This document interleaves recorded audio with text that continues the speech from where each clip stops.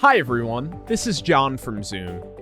When you're choosing where to record your podcast, having a portable audio recorder will give you a lot more options. When you're using the Zoom L8, all of your audio can be recorded internally to an SD card. To control this SD card recording, you'll need to use this group of buttons at the bottom right. These buttons can operate in 4 different modes: Mixer, Effect, Scene, and Recorder. When Recorder is selected, you can start and stop a recording, play back a recording, or access the L8 settings. If you want to use the L8 as an audio interface, you could select the Mixer setting. Here you can also edit the sounds loaded to the sound pads. When Effect is selected, you can access the L8's built-in audio effects.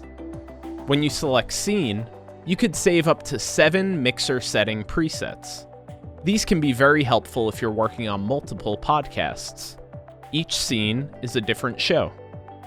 For more information about creating your podcast, check out the other videos on our YouTube channel and go to our website, zoom-na.com. We're Zoom and we're for creators.